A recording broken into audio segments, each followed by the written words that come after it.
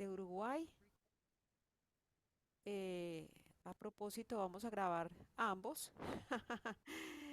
Entonces, antes de que se me pase, lo voy a hacer también yo. Eh, Permítame un segundo. Ta, ta, ta, ta, ta. Bueno, listo. Bueno, entonces buenas noches para todos y todas. Como les comentaba Ricardo, nos ha acompañado en ocasiones anteriores, es de nuestra comunidad hermana de Uruguay y voy a hacerle una presentación pues muy sucinta para darle paso ya a la meditación y charla sobre el Buda y el budismo, la vida del Buda y el budismo. Entonces, Ricardo Antunes es analista de informática, docente, fue gerente en varias empresas de informática. Desde los 20 años integró la Sociedad Teosófica, también Cábala, Rosacruces, Vipassana, Goenka. Es decir, ha tenido una larga trayectoria en, y una larga exploración meditativa por el budismo tibetano, Gurdjieff, hasta conocer a la maestra Andrea Castillo participando en charlas, cursos y retiros. Fue seleccionada y participó en el programa CDL6 de Spirit Rock en California y desde el 2016 ha visitado a Tailandia para participar en retiros de meditación en los templos de Ajahn Chah y desde el 2018 medita en la montaña y por Zoom semanalmente con Ajahn Chuyar Abigato. Tradujo 3 libros al español para la biblioteca de Amabarati en Inglaterra y es fundador de Meditación Introspectiva, actualmente Meditemos Uruguay y sus grupos de meditación. E integra activamente comunidades de meditación de hispanoamericanas. Entonces, bueno, eh, pues tenemos una persona que no solamente tiene una importante formación en temas de budismo, sino también, sobre todo, una importante trayectoria en la práctica. Entonces, adelante, Ricardo, somos todos tuyos. Bueno, primero muchísimas gracias. Un honor y un verdadero halago poder compartir con ustedes. Eh, para mí, ustedes saben, la Sangha de Colombia son mis hermanos muy fuertes de corazón y la vez que siempre hemos estado muy hermanados en muchas actividades y en muchas cosas y sinceramente me siento cada vez que estoy acá en mi casa y no sé por qué, no tengo muy bien una explicación, pero nuestros corazones laten juntos desde hace mucho tiempo, así que muchas gracias y un honor estar nuevamente acá. Les voy a invitar. La mitad de lo que dice Adiela es mentira, o sea, todo eso que dijo, la mayoría es mentira, así que no le crean. Pura, puro bla bla bla bla bla. Pero me honra estar de nuevo por acá. Vamos, los invito entonces, les voy a invitar a hacer una meditación corta de 20 minutos más o menos, si a ustedes les parece una meditación guiada. Y luego vamos a hacer una charla sobre la vida del Buda, lo poco que yo sé, no soy un experto, pero bueno, repasar cada tanto nunca viene mal y probablemente algo nuevo les aparezca en esto. Entonces, sin más, les propongo primero aflojar el cuerpo, tratar de estirar los brazos, mover las manos, aflojar un poquito el cuello, la espalda, los hombros, los omóplatos. Eso mismo, aflojar todos los músculos, la osamenta. Ahí está como el amigo Michael que mueve las piernas, todo ahí bien flojito. Como Aura que mueve sus codos. Tratar de sacar todas las tensiones del cuerpo, ser conscientes. Y tratar de con una expiración ir soltando. Hoy les voy a proponer sumergirnos en un viaje bastante profundo y olvidarnos un poquito más de la mente, los conceptos y todo eso y el cuerpo y meternos o dejarnos ir bien profundo en nuestro ser. Así que lo siguiente es encontrar una postura cómoda en su asiento, ya sea loto, medio loto, asiento. Traten de sentirla, de que estén bien cómodos. Yo voy a tocar el cuenco para comenzar la meditación. Y como dice Bante Rajula, abrochen los cinturones que nos vamos a volar alto. Así que aquí vamos.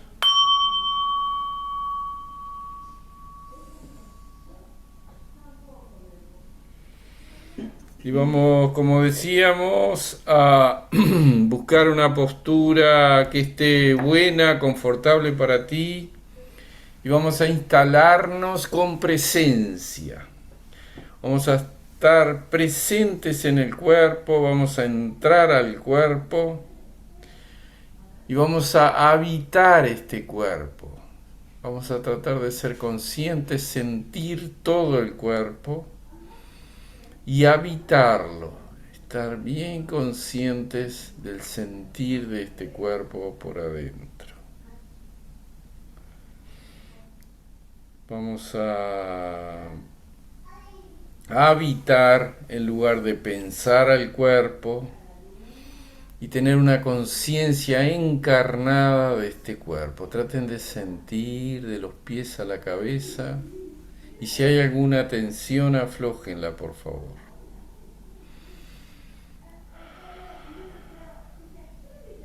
Vamos a ser conscientes de la respiración, cada inspiración y cada expiración, lentas y profundas, para hacer más contacto con este cuerpo. Contacto con este cuerpo, reconociéndolo mejor. He aquí el cuerpo. Reconozcan, sientan y reconozcan lo mejor. Sientan el cuerpo.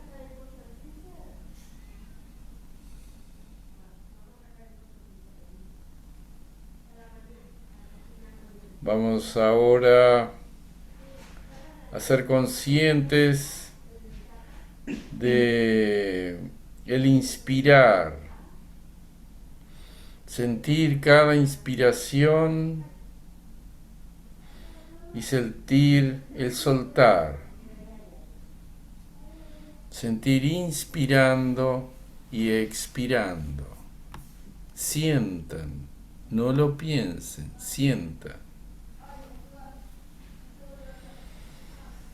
Vamos a tomar una inspiración y vamos a sentir la elevación del pecho, la elevación del diafragma, tal como se presente.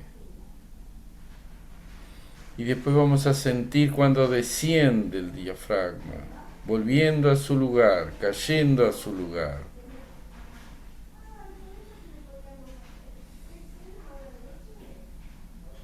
Sientan, por favor, el inspirar y el expirar, para volver y entrar al cuerpo, sintiendo plenamente este cuerpo que habitamos.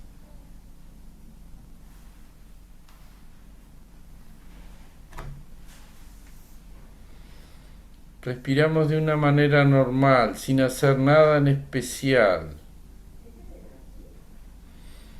Pero relajamos cualquier parte del cuerpo que sintamos tensionada. Sientan por dentro, por favor, sientan. De la cabeza a los pies, la mandíbula, el vientre. Dejen que se afloje, que se distienda un poco, que se relaje. La panza suelta, para que se puedan sentir que están seguros. Estamos seguros. Estamos tranquilos, estamos descansando, aflojando.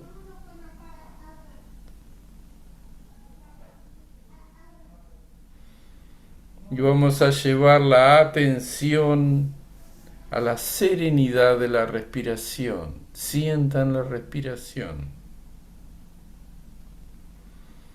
Hay sensaciones de expansión en la inspiración y puedes sentirlo en el vientre, en la panza, en los pulmones, en algunas otras partes. Y cada expansión se puede sentir como un estiramiento, como un masaje agradable. Sientan el aire fresco y limpio entrando por las fosas nasales. Sientan lo agradable de esta experiencia. Sientan lo agradable.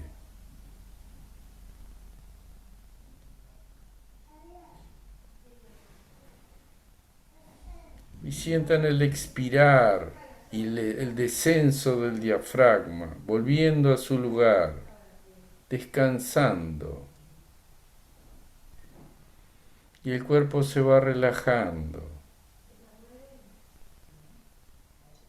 Y sentimos como un alivio, aflojando el cuerpo, aflojando todo el cuerpo en el asiento, en el apoyo.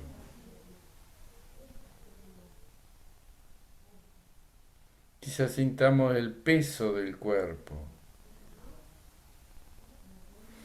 en las caderas. Sientan con cada expiración como el cuerpo se apoya en el asiento. Y continuamos percibiendo la serenidad de la respiración.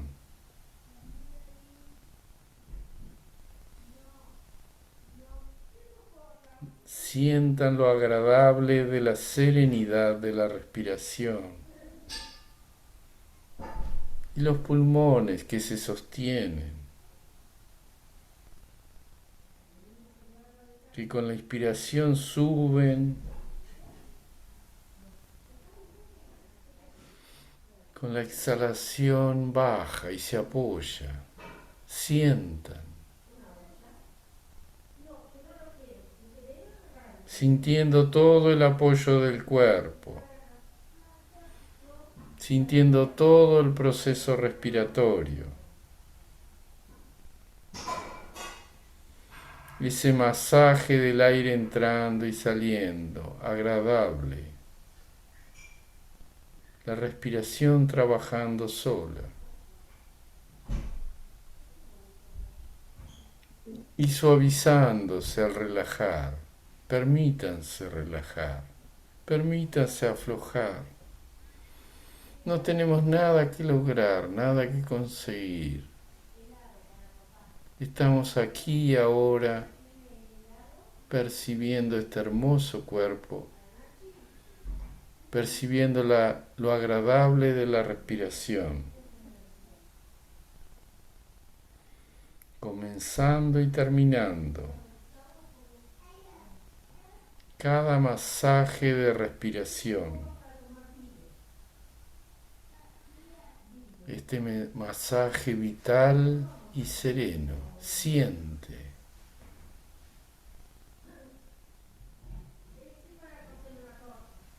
Si aparece un pensamiento, amablemente volvemos la mente a la respiración.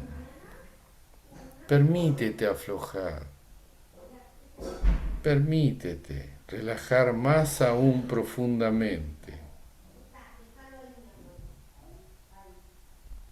Con cada expiración vamos soltando algo, un pensamiento, soltando el entorno mental y físico.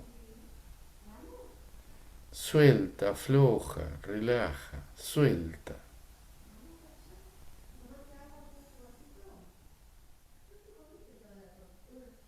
Soltamos todos los pensamientos para que haya espacio espacio a la serenidad y sentimos la serenidad. Soltamos los pensamientos y damos lugar al espacio mental.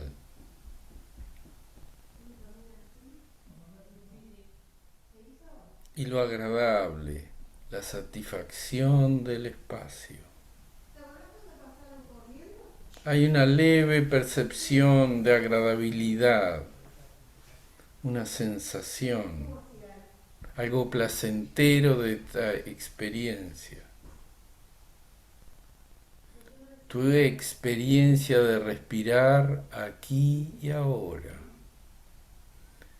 Tu experiencia de respirar aquí y ahora, sentada, abriéndonos a recibir lo agradable, tal como se presenta.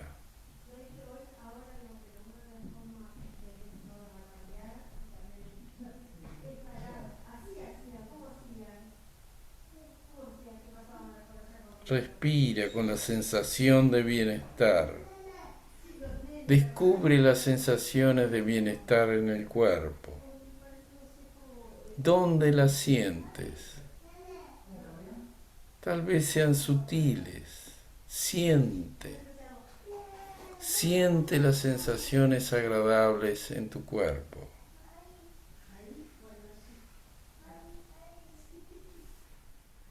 Respirando, deja que la mente se concentre más en esas sensaciones agradables, aunque sea por unos segundos. Las sensaciones agradables o de placer pueden ser ligereza, calidez, relajación, paz.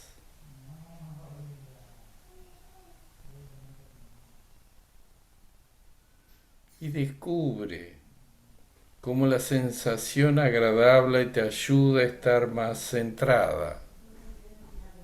Aquí, aquí.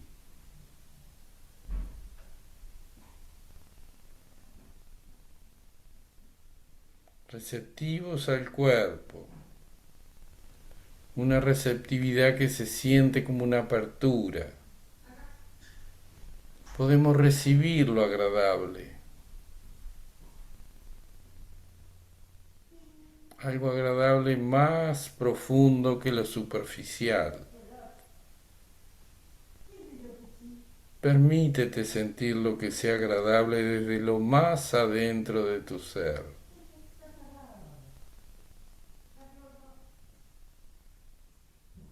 La receptividad de la paz, la receptividad de la quietud, del silencio desde adentro.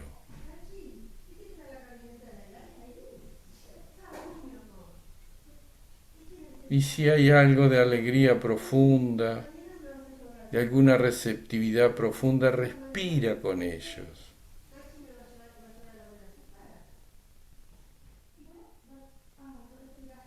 Y a veces aparecen pensamientos, pero por otro lado puede haber en la mente ese escuchar desde adentro, algo que surge desde adentro.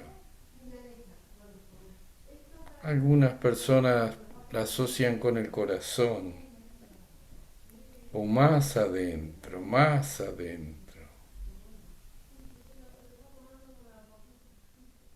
Y descubre la calidad de eso más adentro de ti.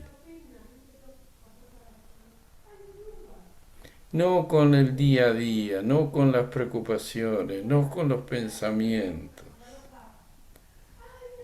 Esos lugares que si te permites, relajando, llegas solo a lo más profundo. Y recíbelo, respira con ello, dale lugar.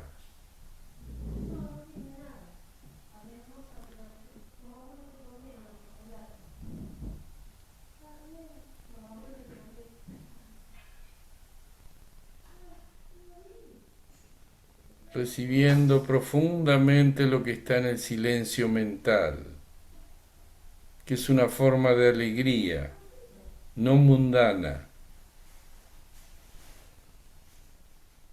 Surge desde muy adentro de nosotros en esta sencilla práctica.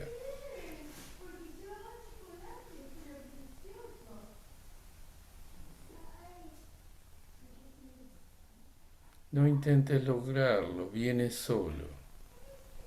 Solo contempla.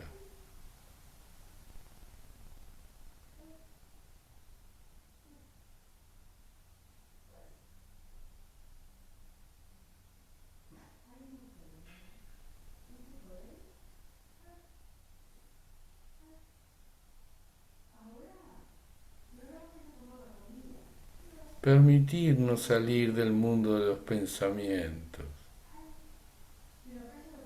aflojando, soltando y permitiendo que surja solo, solo, y accediendo a esa parte bien profunda de nuestro ser, de paz, calma y silencio.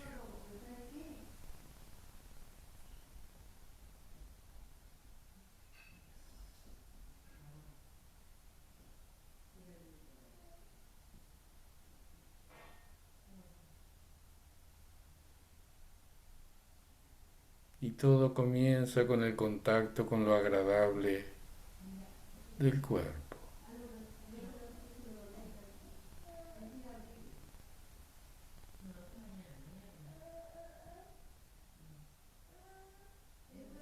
Todo comienza con la respiración,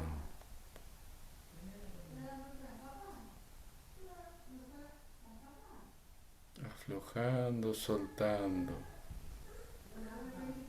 y abiertos, abiertos a recibir lo que se presente.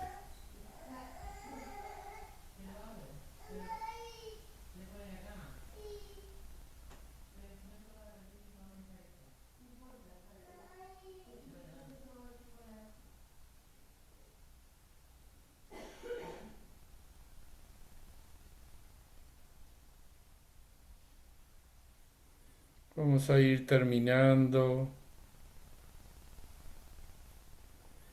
y en estos 2 últimos minutos que restan vamos a recordar que nuestra meditación, esta práctica también es el comienzo de la práctica en nuestras acciones externas, practicando en el mundo, con los demás, con todo.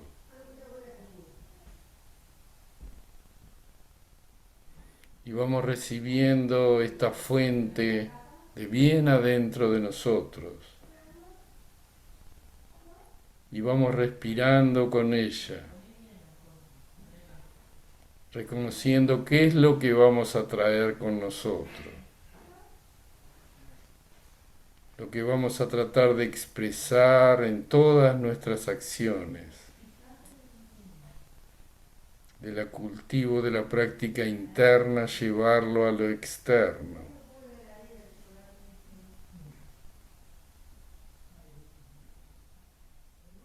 Esa conexión con lo más adentro de ti,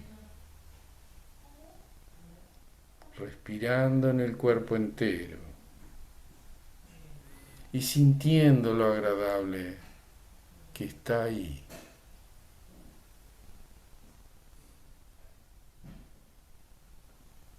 Normalmente nos quejamos del dolor, del movimiento, de que no logro, pero también está lo agradable, también está lo profundo, también está la alegría, también está el silencio, la quietud, la serenidad y la paz. Y no importa que sea un segundo que tienes contacto, no importa.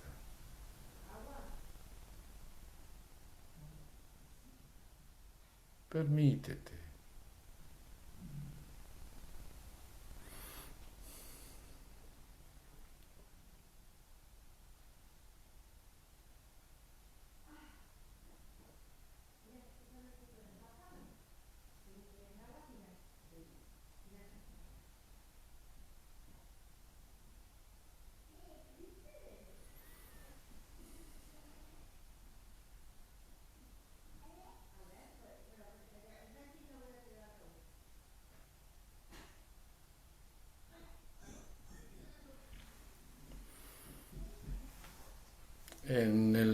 próximo minuto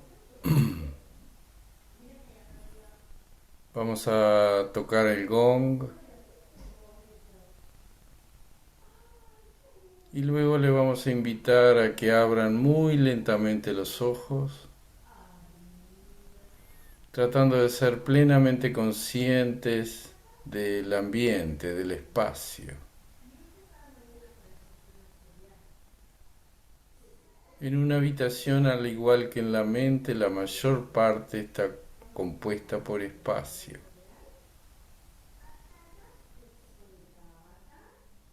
Hay cosas, pero hay espacio. Consciente del espacio.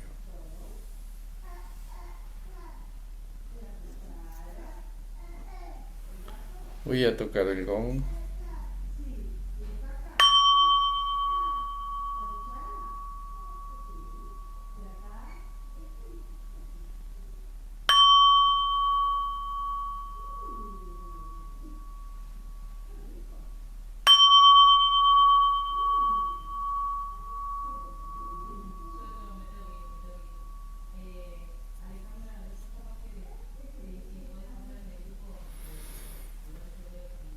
Muy bien.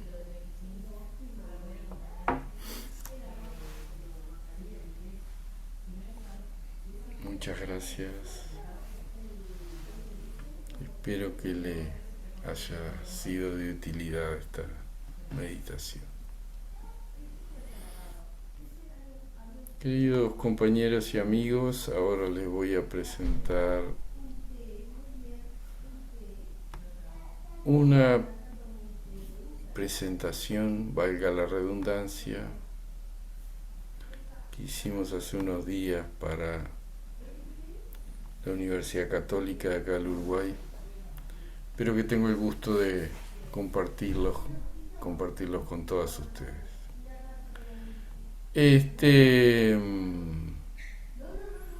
De nuevo la aclaración, no soy ningún erudito ni experto en vida del Buda, pero sí quería compartir lo poco que he aprendido en estos últimos tiempos.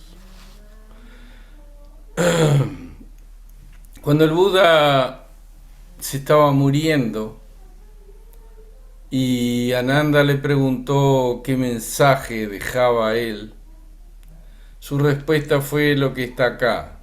Dijo: todas las cosas creadas son impermanentes, todo es cambiante. Esforzaros con atención. Esas fueron sus últimas palabras.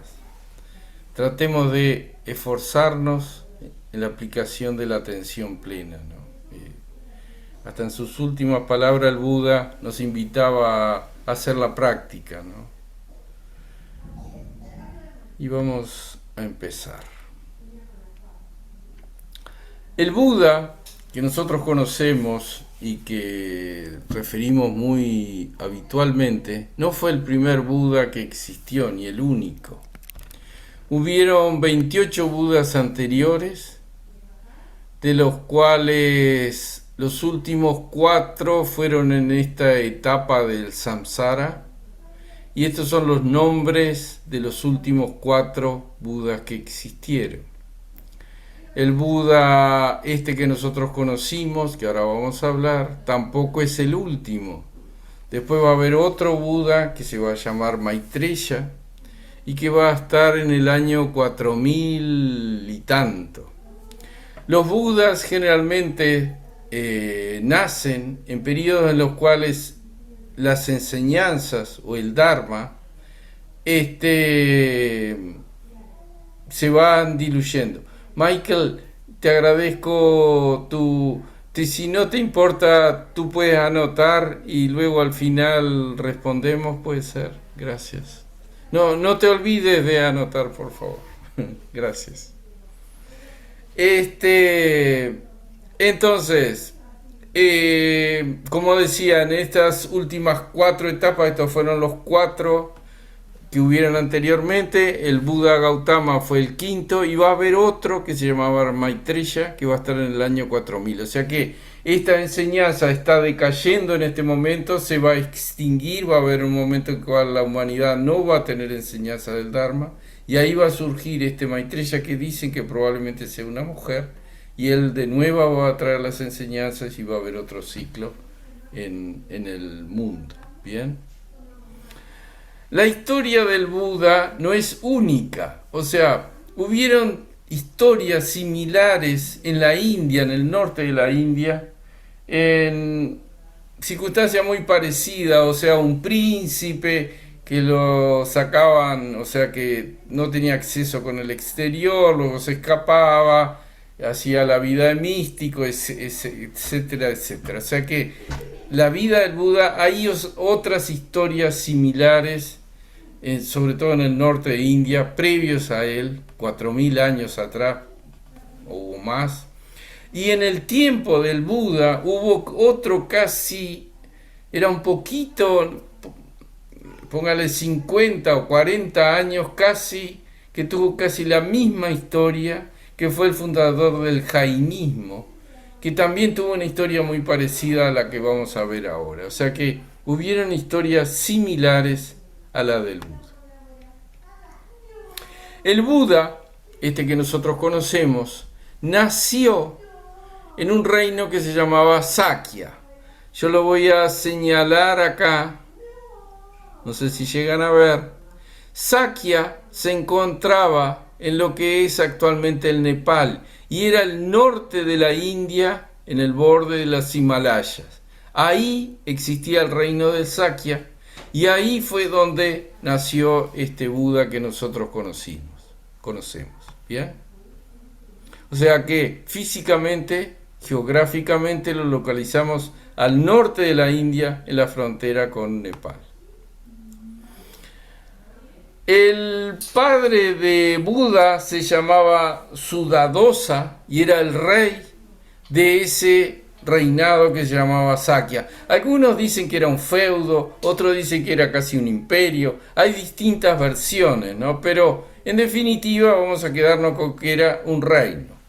La madre del Buda se llamaba Maya y ambos eran los reyes de ese reinado de Sakya. Maya quedó embarazada. Durante el embarazo tuvo un sueño en el cual se aparecía un elefante blanco con 6 trompas, lo cual auguraba ya que iba a tener a un ser muy especial en su nacimiento. Y como se acostumbraba en la India, antes de nacer, la madre viajaba desde el reino donde vivía al reino de los padres. Ella era una princesa y estaba viajando hacia el reino de los padres cuando empezó a sentir los dolores de parto. Cuando empezó a sentir los dolores de parto, hizo parar todo el cotejo, se agarró de un árbol y de ahí nació el Buda. Se dice que cuando el Buda nació, primero hubo truenos, centellas y toda una serie de efectos en el universo. El Buda nació caminando, dio 7 pasos, como ve acá, y con cada paso que dio nació una flor. Y ahí él pronunció una frase como que yo voy a ser el salvador del universo, y enseguida volvió a ser un bebé. O sea que eso es lo que se cuenta que sucedió cuando nació el Buda. Esto fue, en el año 563 a.C. y él vivió hasta el año 483 a.C., o sea que fue hace 2500 años atrás. Él fue anterior a Jesucristo, fue del tiempo más o menos de Sócrates, aproximadamente en la historia griega. Esa es más o menos la época. Hay diferentes versiones, ¿no? Uno lo exponen un poquito antes, otro un poquito después, pero más o menos esos fueron los años. Buda no era un dios, no era un elegido. Buda, este Buda que nosotros conocemos, nació como un hombre hombre común y corriente. Bien. Cuando Buda fue llevado frente a su padre, él definió que se iba a llamar Siddhartha. Siddhartha significa aquel que ha cumplido su propósito, porque ya estaba destinado a cumplir su propósito, que era muy importante. También se le llamaba Gautama porque era de una región o de una etnia de los Gautama. Pero ese era el nombre que se le dio, Siddhartha Gautama. El Sakyamuni también, porque era del reinado de los Sakya. Todos esos nombres se le daban a él. Cuando nació el Buda, había una persona que definía o sabía el futuro, y el rey le preguntó qué futuro tenía su hijo. Y este señor le dijo, hay dos opciones: o él va a ser un emperador muy famoso y va a conquistar muchos reinados, o va a ser un guía espiritual. Sabiendo de eso, el padre trató de que él fuera su sucesor y que tuviera un reinado muy grande, por lo cual intentó que él no tuviera nada de contacto con la vida espiritual, por lo cual lo encerró prácticamente en su castillo y le daba durante toda su vida la mejor educación, las mejores comidas, etcétera, etcétera. Y otra cosa que hizo el padre fue que él no tuviera contacto ni con la enfermedad, ni con la vejez, ni con la muerte. ¿Bien?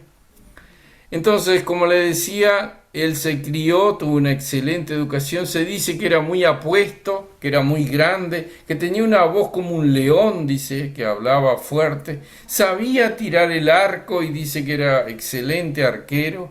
Y en todas las artes, tanto en las prácticas deportivas como en la enseñanza, también dicen que era maravilloso, ¿no? Aprendía todo muy rápido, etcétera, etcétera.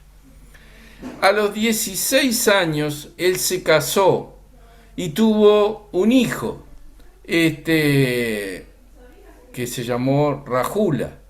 Se acostumbraba en esa época a casarse muy jóvenes, y él, bueno, como les decía, fue padre, que ahora después les voy a contar otra cosa.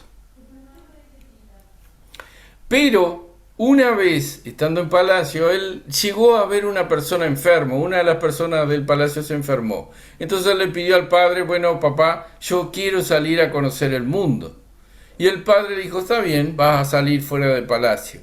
Y salió fuera del palacio, y el padre había preparado que sacaran a todos los enfermos, a toda la gente vieja, etcétera, etcétera, y que toda la gente que estaba todo preparado, todo divino, con flores, ornamentos y no sé qué más, y todo iba muy bien, hasta que en una calle lateral una vez él vio que había una persona vieja. Entonces pidió que se desviara el cotejo, fueron ahí, vio una persona vieja, vio una persona enferma, vio una persona muerta y vio un monje. Entonces eso le cambió para él la vida, porque decía, bueno, la vida es otro tipo de conceptos, ¿no? Eso sucedió cuando él tenía 29 años, por lo cual él decidió, bueno, yo no estoy conforme con la vida que tengo, voy a seguir la vida errante de monje, ¿no?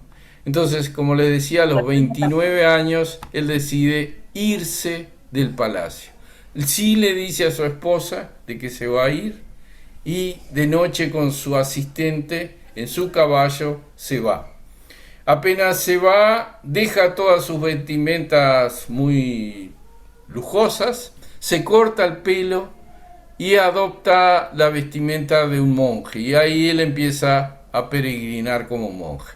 Tiene dos grandes maestros. Uno le enseña la práctica de la meditación de la nada, y él llega a los niveles más profundos de los jhanas en esa práctica, pero no se siente completo, no se siente que está iluminado. Va a otro maestro, llega a otras prácticas de jhana donde no existe el concepto en la mente ni nada, y es muy importante para él. Llega a los mismos niveles que su maestro le dice, bueno, quédate y empieza a enseñar, pero él dice, no, yo estoy buscando otra cosa, se va de ahí, le agradece y se une con 5 ascetas. Empieza a vivir una vida de ascetismo en la cual empiezan a dañar o poner al extremo el cuerpo. Casi no comían, casi no tomaban agua, etcétera, etcétera. Pero también llega a un extremismo tal que una vez casi se muere. Una niña lo encuentra una vez al lado de un arroyo, se estaba muriendo, le da arroz con leche y con eso permite que él se salve. Pero ahí él decide, bueno, el ascetismo no es el camino, se pelea con los otros 4, 5 compañeros, pero sigue su camino. Y decide sentarse, bueno, perdón, estos eran los primeros maestros y el asceta, y ahí él decide, entonces dice, yo me voy a sentar a meditar abajo de un árbol y hasta que no me ilumine yo de acá no me muevo. Y si me tengo que morir, me muero. Él pasa 49 días meditando y en el último día alcanza la iluminación. No antes tuvo, sobre todo en esa noche, tuvo la presencia de Mara. Mara vendría a ser lo endiablado, vendría a decir, o el diablo, quien tienta al Buda con todas las fuerzas que puede, desde que él no es capaz, y al final le presenta inclusive a sus hijas, las doncellas más hermosas, para que él, la parte carnal, no le permitan a él acceder al estado de iluminación o al nirvana. Pero él logra vencer todo eso y después de 49 días logra la iluminación.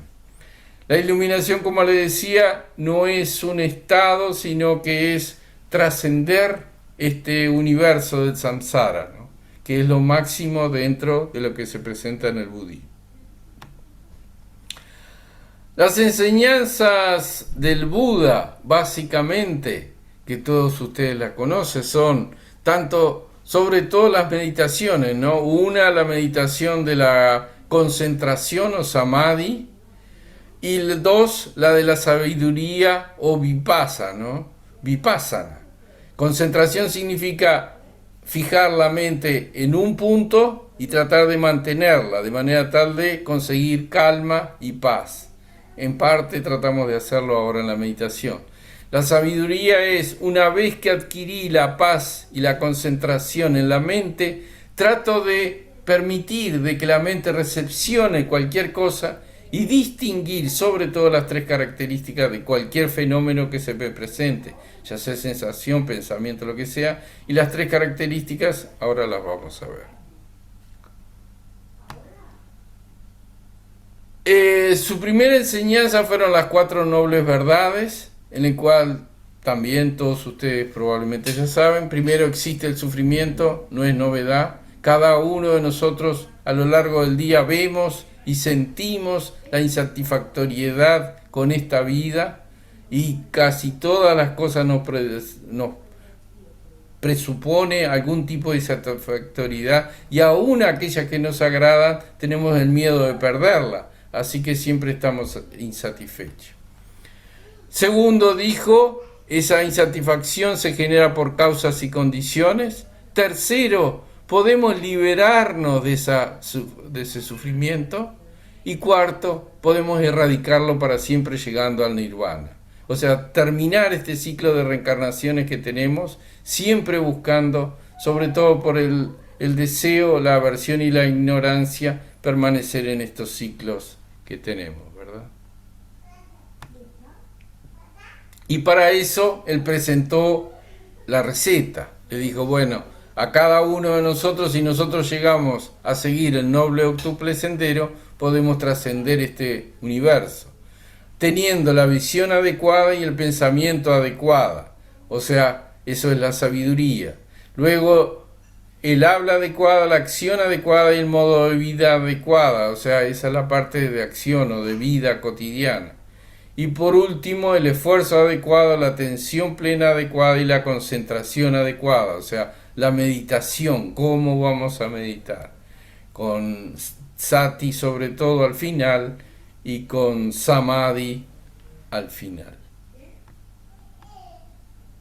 Y las tres características que él planteó y que la podemos descubrir en cualquier cosa que hay en este universo es que todo es impermanente, todo es cambiante, todo está cambiando continuamente, nuestro cuerpo, las flores, el clima, los regímenes, las emociones, los pensamientos, todo está cambiando continuamente.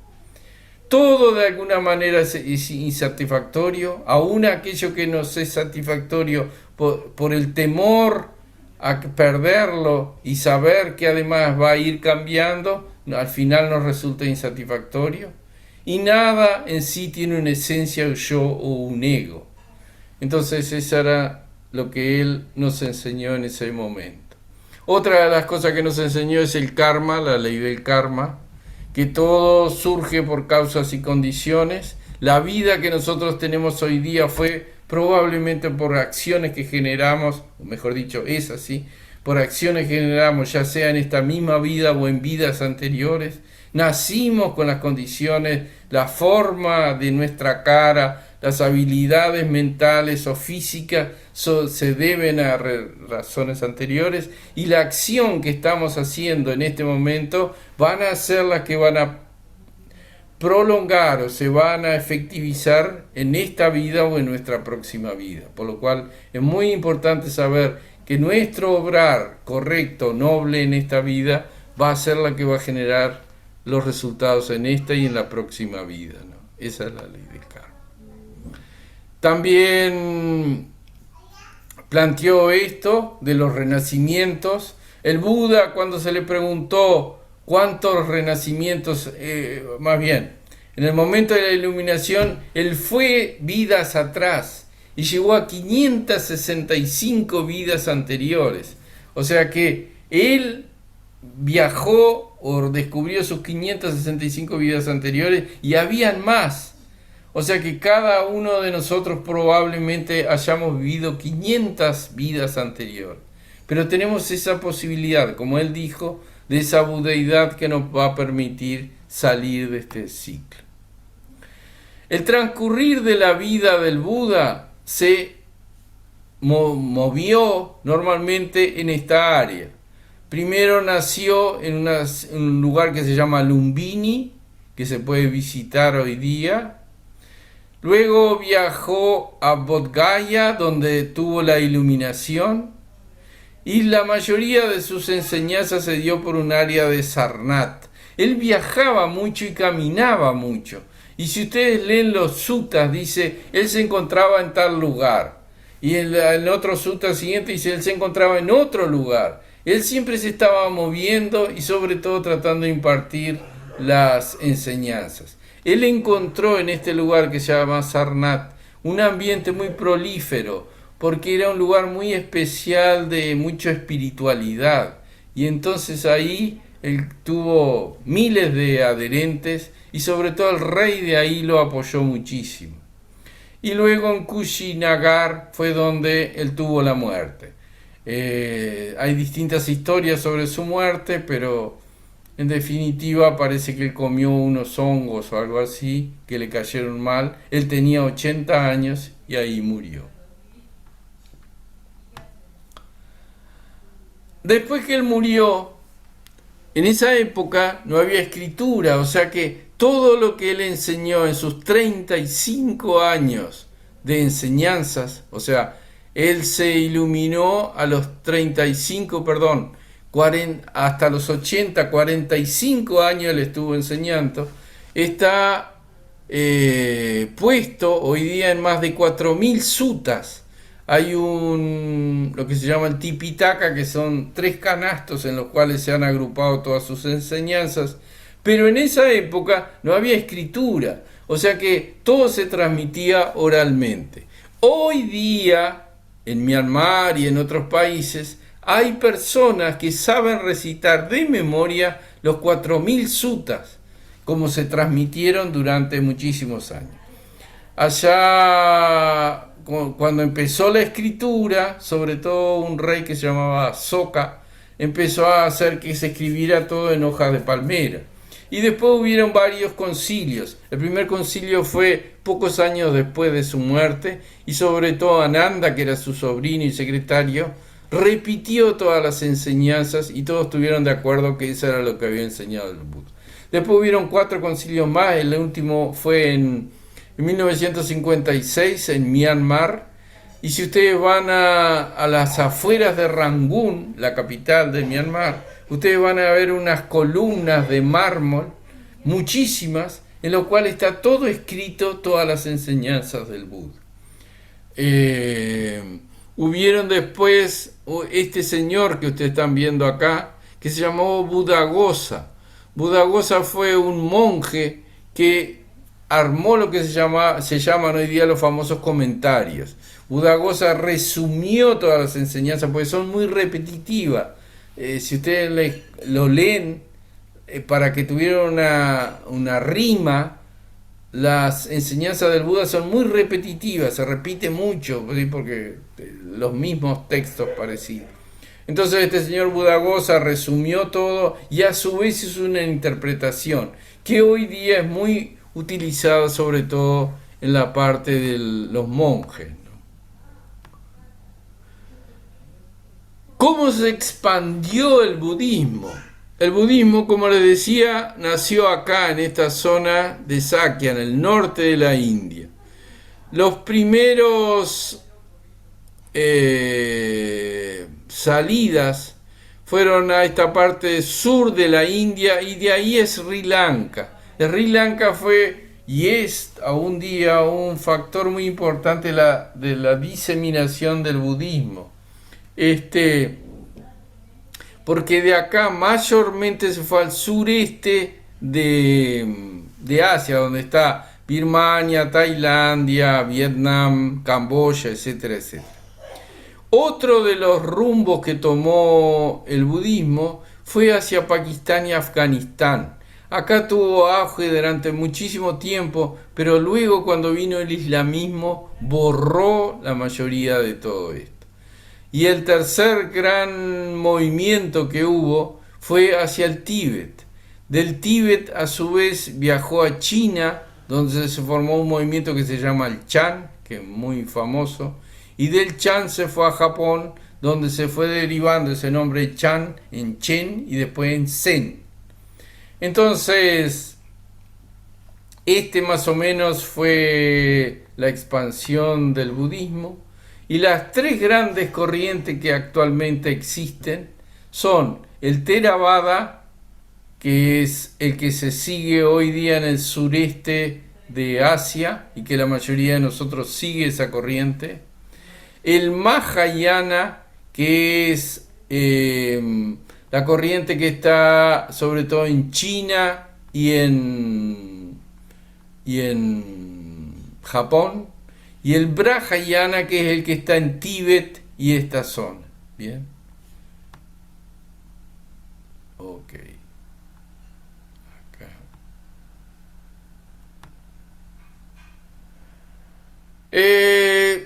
Actualmente el budismo está muy de moda y sobre todo por este señor que se llama Richardson. Richardson es un doctor de la Universidad de Madison que ha hecho muchos experimentos, sobre todo con el Dalai Lama y con este señor que muchos de ustedes conocen, se llama Richard Mathieu. Richard Mathieu es un científico francés que se convirtió en monje tibetano, vive en Bután, creo, casi seguro, y bajo los estudios de la norma de las personas más felices de la felicidad del mundo, él es el hombre más feliz del mundo. O sea que, medido en los estándares, póngale, este es el nivel de felicidad de los humanos normales, él está como 20 escalones más arriba. Y lo hace eso cuando él se pone a meditar, ¿no? Él tiene un nivel de paz y tranquilidad y felicidad que solo logra con la meditación. O sea que la neurociencia ha empezado a descubrir, acá en nuestro ambiente, en Nazaret Castellanos, y hay muchísimos otros científicos que han empezado a descubrir los beneficios de las enseñanzas budistas y sobre todo la meditación. Luego John Kabat-Zinn trajo el mindfulness, que también fue un auge. Él recortó las enseñanzas budistas, dejó una partecita y eso lo vendió al mundo porque realmente lo comercializó. Goinka también hizo una cosa parecida. Y hoy día se está impartiendo en muchas universidades, sobre todo españolas, cursos de tanto de mindfulness como de budismo y están bastante en auge todo eso por suerte. Eh, con todo esto, por acá terminamos. Les agradezco mucho y todas las preguntas que consideren oportunas, con mucho gusto intentaré responder. Reitero, no soy un experto, pero bueno. Michael, sé que tenía una pregunta. Sí, gracias. Primero que todo, pues muchas gracias. Bastante interesante todo este tema y un recuento bastante aprovechoso, la verdad. Con respecto al principio me sorprendió mucho la primera imagen de que hay muchos Budas, ¿no? Antes de que existiera el Dharma. Pero entonces, a mí me ha gustado mucho el tema de artes marciales y el Kung Fu, ¿sí? Entonces yo me hacía la pregunta, ¿dónde nació esto? Porque sí he escuchado que he venido los templos Shaolin de Tailandia. Sí, entonces, desde su conocimiento, ¿dónde nace esto del comenzar a mover el cuerpo, a meditar y a la vez mover el cuerpo dependiendo de los elementos de la naturaleza, los animales y demás? ¿Cómo surge esto? Bien. Primero, no conozco la respuesta exacta, pero te puedo decir algunas cositas. Sobre todo hay una historia que conozco que fue en Japón y era que para preservar las enseñanzas, muchas veces los monasterios necesitaron tener un cuerpo armado, o sea, alguien que los defendiera. De ahí fue que en algunas localidades, no directamente, pero sí indirectamente, ellos armaron cuerpos armados que, además de ser monjes, sabían artes marciales. Y de ahí creo que se desarrolló el Shaolin. De todas maneras, algunas veces se desvirtuó y ya se convirtieron más en guerreros que en otra cosa. Pero en su origen, reitero, eran monjes que además de la práctica hacían esto. También hubieron otras escuelas en las cuales peleaban pero trataban de no hacer daño ni lastimar ni nada de eso, sino solo defenderse. Pero bueno, eso ya es otra historia. Pero en concreto, Michael, la respuesta exacta respecto del Shaolin, que sí me encanta mucho, y me acuerdo de Kung Fu y todas sus historias, y aquel Lee, ¿cómo era? No me acuerdo, Ip el Man, luchador. holandés, Bruce Lee. Bruce Lee, ahí está. Bruce Lee. Este, que él también practicaba muchas de las enseñanzas budistas, además del arte Exacto. marcial, ¿no? Este, así que, bueno, más o menos lo poco que sé. Y otra preguntita aquí con respecto a, sabemos que el mundo siempre se ha basado como en creencias y diferentes perspectivas, ¿no? Que a veces, a medida que vamos conociendo cosas, nos vamos despertando o vamos como refugiándonos en algo. Pero esto del budismo me gustaría saber si es más que una religión o más que una filosofía, cómo se interpreta en el ser, como el origen. ¿Cuál es su razón de ser? Sí, porque al principio, cuando veía las imágenes de su historia, veía que era mucho como la frase que decía que el Buda nació y caminó. O sea, algo a veces que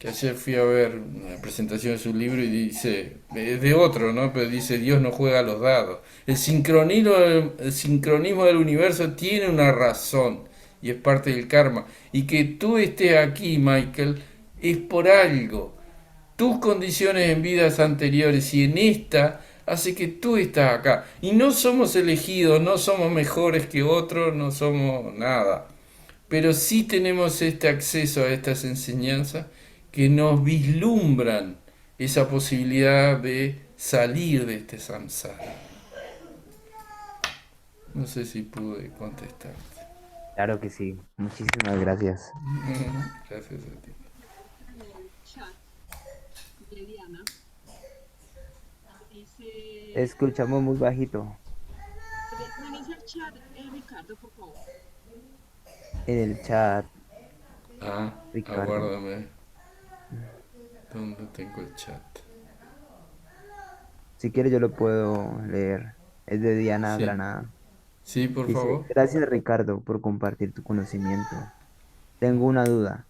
El Zen, se me cortó un poco. El Zen del Mahayana, ¿cuál es la diferencia con el Theravada? Eh, Tengo, según mis escasos conocimientos, el Zen es del Mahayana. Del El Mahayana. Theravada es toda la corriente que hay en el sureste de Asia, o sea, son dos corrientes. Hasta los monjes, unos usan gris y otros usan naranja, ¿no? Obviamente todos vienen de las enseñanzas del Buda, pero tienen distintas interpretaciones. Eh, de hecho, hay una historia, por ejemplo, de un monje chino de la tradición Chan, que él viajó a la India hace 1000 años atrás, buscando las enseñanzas originales. Y casualmente hay veces que los agamas se llaman, que son enseñanzas budistas que están en chino, que en India o los países Theravada ya no existen, o sea que hay partes que quedaron en China y hay otras que quedaron sobre todo en Sri Lanka. El Theravada, como decía, es el sureste asiático. Tailandia, Vietnam no. Myanmar, Camboya, Laos y creo que Malasia. Esos son los países que dicen mantener las enseñanzas budistas originales, o sea, sin tocar nada. En el Tíbet, por ejemplo, se le agregó ciertas tradiciones o ciertas prácticas locales, como el Tara verde, el Tara roja, el Tara blanca, etcétera, etcétera, y se ornamentó las enseñanzas del Buda. El Theravada dice que trata de mantener las enseñanzas originales, ¿no? Sin tergiversar nada, sin agregarle nada, tal cual como estaban en Pali en su origen también. Por eso se mantienen en Pali la enseñanza original del Buda en las palabras textuales del Buda, porque si los traducimos ya le cambiamos el sentido original de ese texto, ¿no? Bueno, más o menos espero haber respondido. Muchas gracias. No sé si alguien quiere hacer alguna otra pregunta.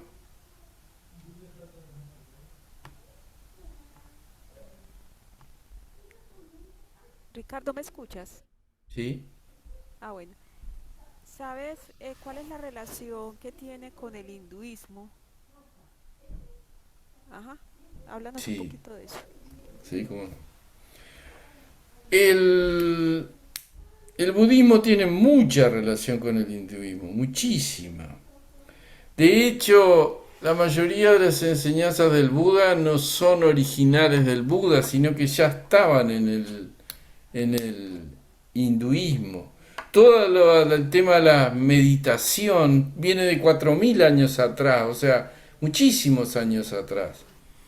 El Buda no inventó la meditación.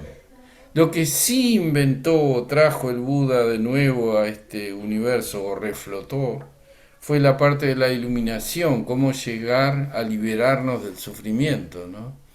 Eh, Como le decía, hay corrientes tales como el jainismo y otras que tienen muchas similitudes con el budismo, aunque el jainismo tiende a ir más hacia el ascetismo. Los jainistas en India andan desnudos, muchos de ellos, y a lo sumo usan un taparrabo.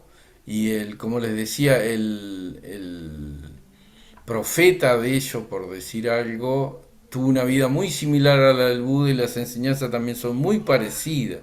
Sin embargo, por las circunstancias de la historia, ese movimiento, a pesar de que existe hoy día en la India, es chiquitito. Sin embargo, el budismo se expandió rápidamente, ¿no?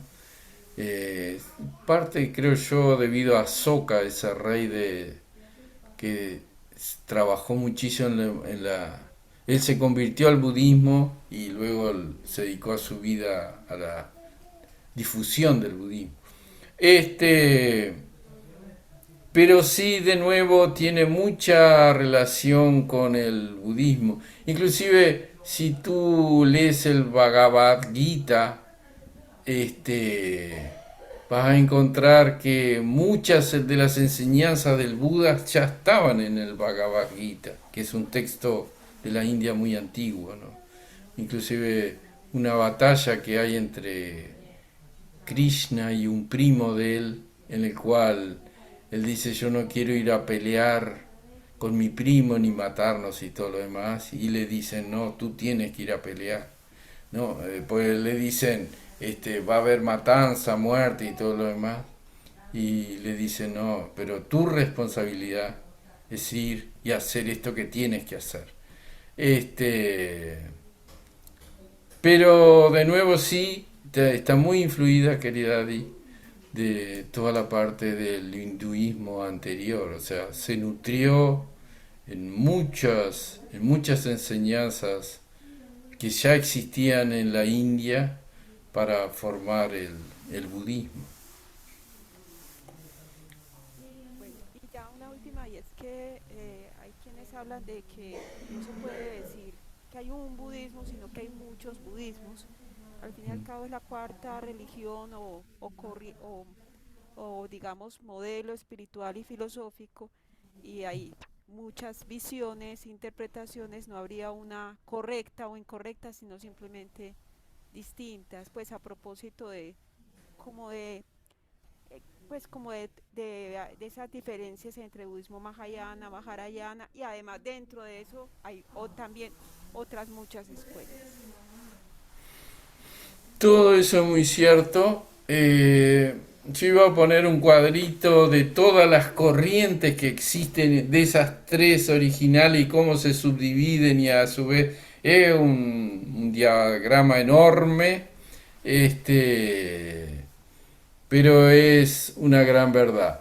Y por ejemplo, dentro del Theravada, que se supone que es el más seguidor de las enseñanzas budistas, anteayer leía que hay toda una corriente de tantrismo y sobre todo toda la parte, diríamos, sí, sobre todo la parte de tantras y ocultismo dentro de lo Theravada, o sea que en cada una de las corrientes a su vez, a veces los folclores de los lugares se infiltran y logran hacer otras cosas, ¿no? En Myanmar eso se llama wase, y son maestros, lo que vendría a ser para nosotros lo afro, como los ubandistas vendría a ser, dentro del catolicismo, ¿no? El ubandismo a veces se mezcló con el catolicismo y armó esas mezclas, ¿verdad? Dentro del budismo también ha pasado eso, entonces hay distintas mezclas. En concreto, sí, Hay muchísimas variantes, muchísimas interpretaciones, y si tú sigues, por ejemplo, el budismo tibetano, ellos en la práctica no hacen tanto hincapié como hacemos nosotros en el Theravada respecto a las cuatro nobles verdades, el noble octuple sendero, etcétera, etcétera. Ellos hacen otras prácticas, como te decía, el tara verde, tara blanca, tara roja y todo lo demás, que son otro tipo. Pero no obstante, sí, ellos reconocen los discursos originales del Buda y, y también son referentes para ellos, ¿no? Pero inclusive si tú entras a un templo tibetano y ves los 1000 Budas a veces, que en un templo Theravada no lo vas a ver. Entonces, en general es así. En general, porque al sur de Bangkok hay una corriente Theravada que en su templo, que es muy opulento, ellos tienen 1000 Budas de oro. Este, o sea que hay de todos. Hay de todo. Ismael tiene una pregunta. Adelante, por favor.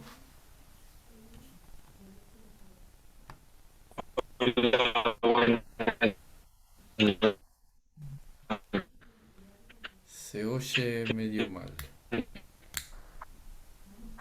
Es escribir, te escucha, no se te entiende. O cambiar las condiciones del micrófono. Inténtalo otra vez.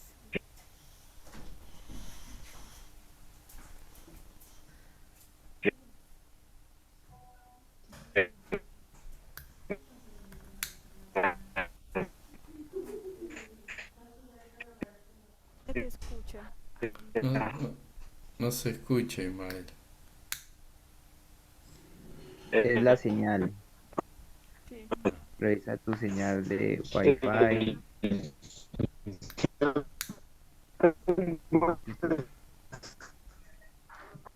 Quizá lo puedas escribir, Ismael.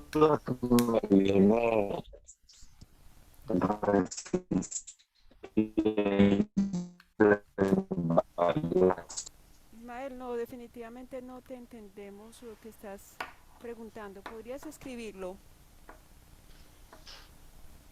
Ahí salió, creo. Yo, Quizá va a yo tenía intentar. como otra preguntita, así, si no es mucha molestia, y era más que ¿No? todo, ¿cuál es ese consejo que usted desde su conocimiento nos puede dar con respecto a liberarnos de ese sufrimiento? Llámese apego, llámese las partes materiales, llámese, bueno, todo lo que nos hace sufrir, ¿no? A la vez que al fin y al cabo vivimos luchando cada día por eso, por dejarlo a un lado. Eso no lo eso lo enseñó el Buda. Y es ver esas tres características en todas las cosas, ¿no? La característica de la impermanencia, la insatisfacción y el no yo. O sea, cualquier cosa que te surja, Michael, tú podés ver, esto va a cambiar, sea lo que sea. Pensamiento, dolor, emoción, esto va a cambiar. Aunque tú pienses qué terrible y normalmente la mente tiende a decir esto va a seguir así, esto lo que sea va a cambiar. Mi novia va a cambiar, el enemigo más grande va a cambiar, mis emociones va a cambiar, mi cuerpo va a cambiar, el lugar va a cambiar, todo va a cambiar. Y la otra cosa es esto, esto lo que sea me va a producir una satisfacción a lo sumo momentáneo, ¿no? Porque en definitiva al cambiar esto no me va a producir una satisfacción permanente. Y por último no tiene una esencia, un ego, un yo. Sea lo que sea es así. Si nosotros podemos ver eso, también las otras tres características van a desaparecer. Nuestro deseo, nuestra aversión y nuestra ignorancia. Sobre todo esta última, querido Michael. Nuestra ignorancia respecto a esas características en la vida, ¿no?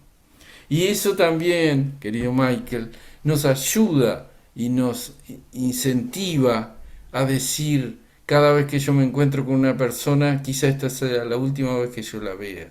Así que voy a aprovechar este momento, ¿no? Y no estoy diciendo que él se va a morir, estoy diciendo capaz que yo me muero. Entonces, aprovechar cada momento de nuestras sagradas vidas, ¿no? Cada momento es sagrado, el aquí y ahora, ¿no? Y bueno, más que nunca tratar de hacer la paz y vivir en paz, sobre todo nosotros mentalmente, para poder transmitir esa paz y ese cariño hacia todos los seres humanos, ¿no? Tan necesario hoy, ¿verdad? Muchas gracias. Gracias a ti. Otra vez y si no ya lo dejamos para otra ocasión. Muy bien. Ok. A ver, Ismaelo. Ahí me escuchan bien. Estoy Sí, sin ya, video a perfecto. veces. Sí. Ahora Que sí. son los datos de pronto la señal, disculpe. Bueno, pues yo aprovechando tu sapiencia, pues quería saber, es que hay una cosa que me ronda en varias sesiones y es, eh, yo antes de tener el conocimiento budista que me ha venido intermitente en algunos años, pues venía muy lentamente. Pero a medida que voy avanzando me doy cuenta de que tienes los sutras, el doble octuple sendero y todo eso. Y yo lo comparo, no sé si es mi mente, si es mi resistencia, con, con los dogmas de otras religiones y, por ejemplo, la que conozco mucho es la católica.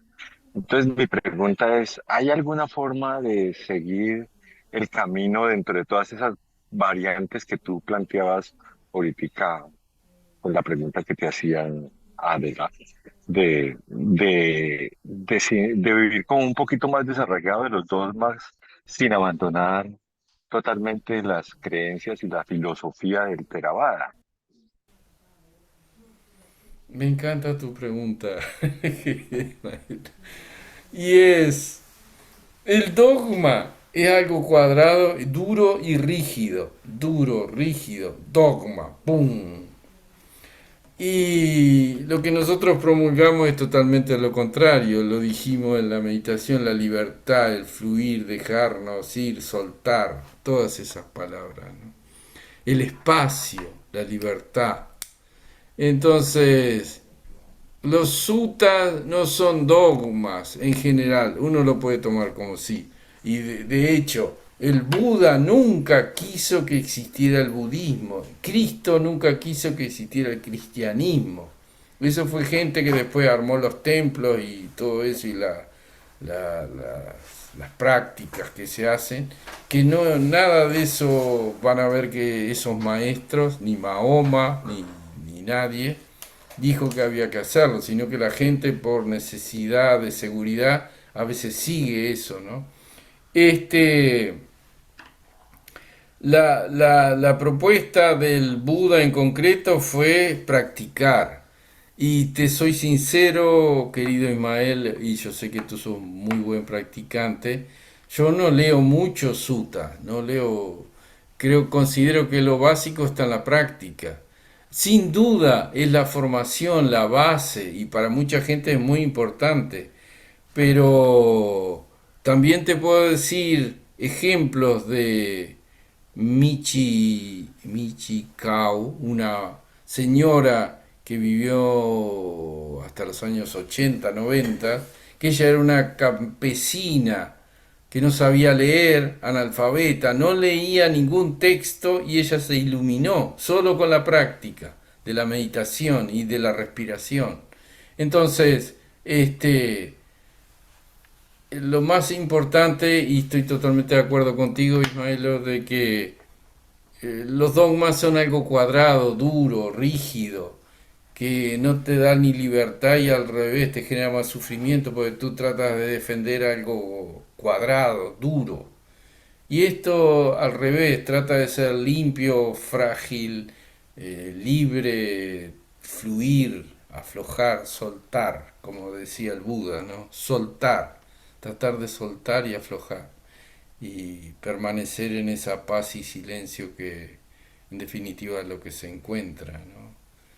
Así que no sé si por ahí va la respuesta, querido Ismael. Muchas Sí, gracias. sí, está perfecto. Muchas gracias. Gracias a ti. Ismael, Eh, ya, porque estás muy activo, Ok, pero ya tenemos que ir terminando. ok. La última, si les parece, ¿te parece, querida? Sí, Ok. sí, sí. Michael, la última, porque no tenemos a nadie más.